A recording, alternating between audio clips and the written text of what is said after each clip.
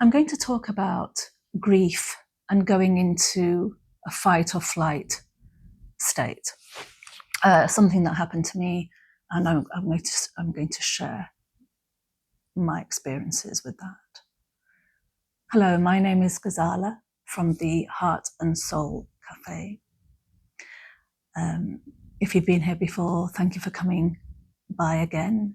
If you're here for the first time, pull up a chair, get yourself a hot drink, and let's have a chat. So 4 years ago, I very sadly lost my son. Some of you already know this. We were out on our daily walk. We would walk for an hour every morning in our local park. And my son was recovering from a heart condition. That morning, on the 14th of April, 2021, we were out for a walk, and my son suddenly went into cardiac arrest. My body went into a fight or flight state. What do I mean by that? My sympathetic nervous system kicked in because there was we were in danger, right? So it was my natural body's response to that danger, to act so that my body can do what it needs to do, right? So what actually happened? If we talk about it biologically, what happened? My senses sent signals to my amygdala in my brain, which the neurons in my brain sent chemical impulses to my hormonal glands, which then secreted hormones. And those hormones are cortisol, the main one, adrenaline, one that you probably heard of, and then norepinephrine, one that you might not have heard of, and it's quite a mouthful. So the main one is cortisol. And those chemicals then rush to your muscles to get your muscles going and to get your body moving as it needs to in that situation. So that's what actually happened that day. And as it happened, I went into performing CPR, but I lost my son that day, sadly. The paramedics came and they carried on with this, trying to revive him, and sadly were unsuccessful in that. So the months that followed this time and this event, this awful event, I would sometimes think about that time, or my body would automatically go into like flashbacks. And I would be back there at the park. And actually, I've never ever been back there. None of us as a family have gone back to our local park since that day. And I suppose you're probably thinking, well, I don't blame you for that. But I'd be back there. Now, so I'm there in memory as a flashback, but my body then automatically goes into that fight or flight situation. So again, messages are going to my brain, sending impulses, neurons are going and sending electrical impulses, and then my hormones are going, and it's all, cortisol is up in the air and adrenaline is there, and I'm in that fight or flight situation, but actually I'm in a safe place.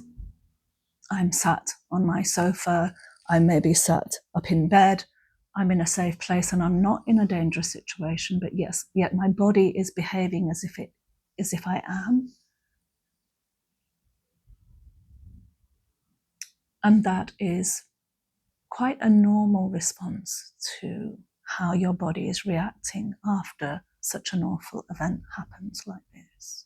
The only problem is if it goes on and on and on. For me, about 6 months was how it was quite vivid. Those flashbacks were quite vivid.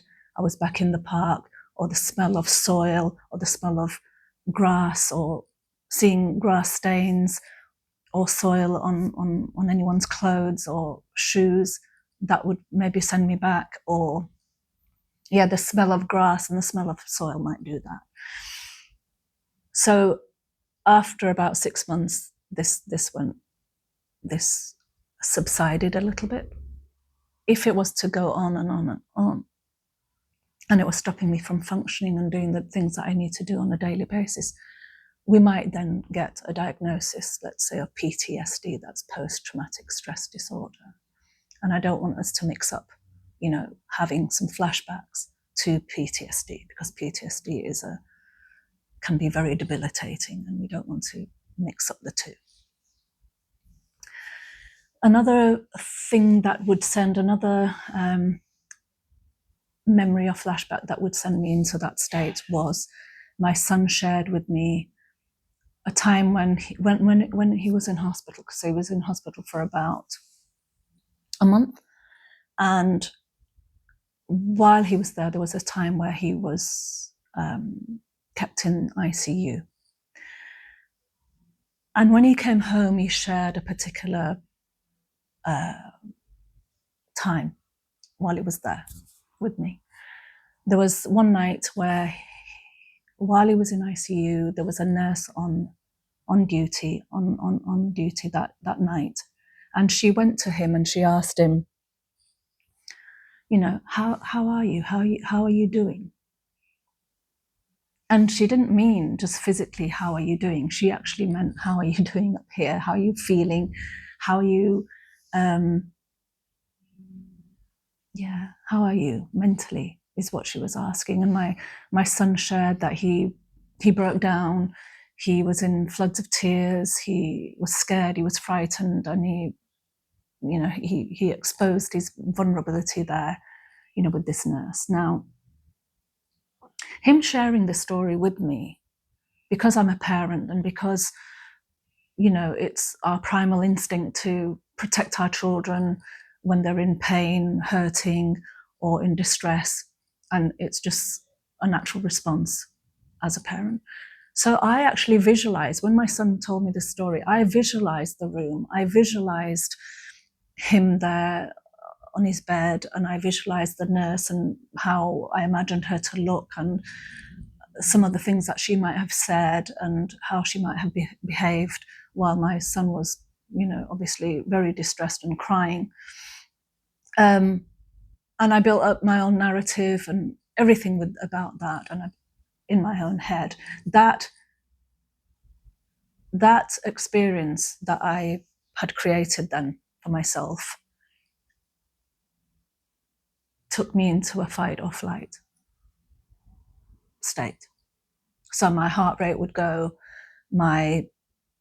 become faster, and I would feel as if I'm, I don't know, shaking is the right word, but emotional, very, very emotional. And the emotion would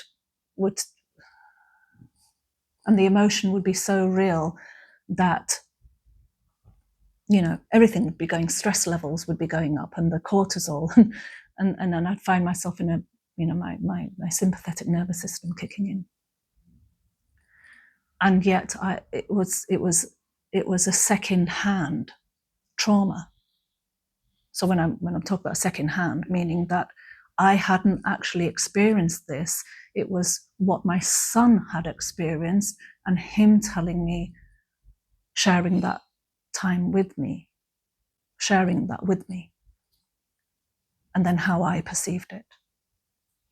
So it's really quite complex, isn't it? How your mind and body can react to things around you, and not just what you have experienced, but what someone else has experienced and then shared with you. And PTSD can be something that you can carry on to,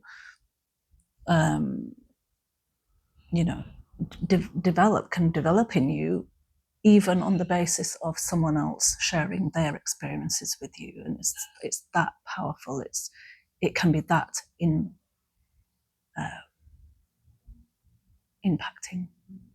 That's the word, impacting, yeah. So the message I would like to give is, if you are experiencing this state of fight or flight, please don't feel and be worried that there's something happening, and you're having some kind of a heart attack or anything. It's your body's normal response to something that's happened in your life. The only thing to look out for is if it's prolongs, if these episodes, if you like, or flashbacks don't subside after quite a few months. And I think the general guide would be about 6 months. If it's stopping you from doing the things that you need to do because you're continuously having these flashbacks and continuously having maybe nightmares about the event, about what happened that day and what that happened that night, or whatever that is, then you may need to go along to your doctor and share this with your doctor, and then hopefully that doctor will be able to put things into place to help you. Okay, but within my case, and I can only really talk about myself because it's only me that's in my story here, that in my case it was very much, yes, I experienced these things, but then having the mental health, because I'm a mental health first aid instructor and I have some knowledge in that, so I was more or less being able to analyze what was going on with me and why my body was reacting that way. So I had a little bit of insight, which has helped me. So thankfully that has helped. And thankfully, those flashbacks have subsided. They're less intrusive, they're less impactful, and I can differentiate between, having a memory of something and, that I'm not actually there. I'm having a memory of that time. But that has taken time. It's not something that, happened, because shortly after losing my son, your senses aren't really working that way. You're not, because you're almost having this, and I explained in a video where I was having a, depersonalization, sort of almost like an out-of-body experience. So when you're in that state, it's very difficult then to logically think, I'm going into a fight or flight, and this is why it's happening, because you're not thinking straight. You're not quite there. You're dealing with the trauma, your feelings, and what's going on.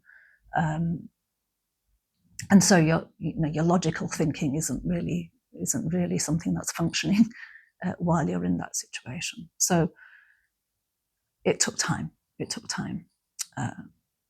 But I'm pleased to say that I can differentiate between actual memories to flashbacks, and how flashbacks can sort of work, and how I think I can control them. Control them's not the right word, because you have to allow memories to come, and we talk about grief comes in waves, and when that wave is coming and it's bringing flashbacks and it's bringing memories, or and sometimes they can feel very real, and you're back in that moment, and that's okay. That's okay. Because you have to allow your body to feel in order to heal, in order to be on that journey of healing as well, because that's important. So again, if you are experiencing these feelings of fight or flight, trauma, flashbacks, then do comment and let's have a chat about that. Otherwise, share, subscribe, hit that notification button. It's all still new to me. It doesn't sort of flow that easily. I think as I go on and making more videos, because I've heard people, where it sort of flows very, very quickly. And for me, I've got to think about every single thing before I say it, but it's new, isn't it? But thank you so much for watching. Thank you so much for coming back to the Heart and Soul Cafe. I hope to see you again soon back here with a coffee. That would be lovely. It means a world to me. Thank you so much. See you again soon. Thank you.